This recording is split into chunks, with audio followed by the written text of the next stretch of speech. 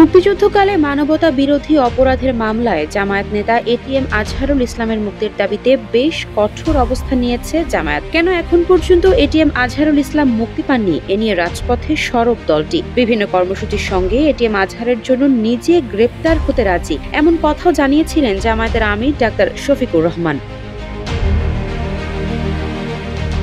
এরপর জানা গিয়েছিল, মানবতা বিরোধী অপরাধের মামলায় জামায়াতের সহকারী secretary general ATM Azharul Islam leave to আপিলের অনুমতি পাবেন কিনা সে বিষয়ে বুধবার আদেশ দেবেন আপিল বিভাগ। মঙ্গলবার সকালে প্রধান বিচারপতির নেতৃত্বে ৫ বিচারপতির আপিল বেঞ্চ শুনানি শেষে রায়ের জন্য এদিন ধার্য করেন আদালত।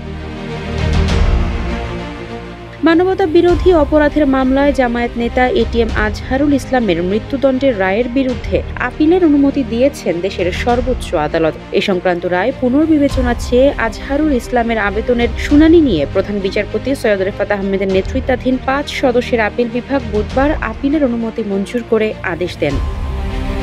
এখন যে কোনো ব্র্যান্ডের পুরাতন এসি বদলে নতুন ওয়ালটন এসিতে উপভোগ করুন 25% ছাড়। পাশাপাশি ২ সপ্তাহের মধ্যে আপিলের সংক্ষিপ্তসার জমা দিতে বলা হয়েছে। আর আপিল শুনানির জন্য আগামী ২২ এপ্রিল তারিখ ধার্য করা হয়েছে। আইনজীবীরা বলছেন, মানবতা বিরোধী অপরাধের কোনো মামলায় রিভিউ আবেদনের পরিপ্রেক্ষিতে এই প্রথম লিভ মঞ্জুর হলো। ২৩ ফেব্রুয়ারি আপিল বিভাগ এই রিভিউ শুনানির জন্য ২৫ ফেব্রুয়ারি তারিখ রাখেন। এর ধারাবাহিকতায় গতকাল মঙ্গলবার ও আজ বুধবার শুনানি হয়। আদালতে রিভিউ আবেদনের পক্ষে ছিলেন জ্যেষ্ঠ আইনজীবী এহসান সিদ্দিকী, তার সঙ্গে ছিলেন আইনজীবী মোহাম্মদ শিশির মনির ও সৈয়দ মোহাম্মদ রায়হান উদ্দিন। আন্তর্জাতিক অপরাধ ট্রাইব্যুনালের প্রসিকিউটর গাজী MH তামিম শুনানিতে অংশ নেন। উপস্থিত ছিলেন চিফ প্রসিকিউটর মোহাম্মদ তাজুল ইসলাম।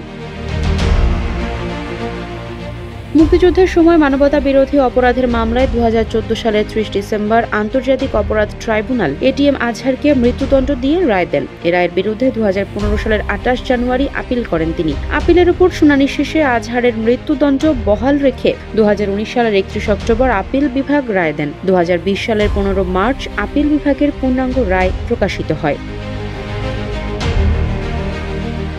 মুক্তিযুদ্ধ চলাকালে রংপুর অঞ্চলে ১২৫৬ ব্যক্তিকে গণহত্যা, হত্যা, ১৭ জনকে অপহরণ, ১ জনকে ধর্ষণ, ১৩ জনকে আটক, নির্যাতন ও গুরুতর জখম এবং শতাধিক বাড়িঘরে লুণ্ঠন ও অগ্নিসংযোগের মতো ৯ ধরনের ৬টি মানবতা বিরোধী অপরাধের অভিযোগ আনা হয় এটিএম আজহারুল ইসলামের বিরুদ্ধে।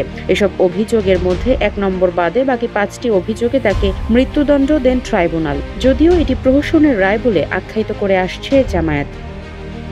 আফসারা নাজ, নিউজ ডেস্ক, ইত্তেফাক।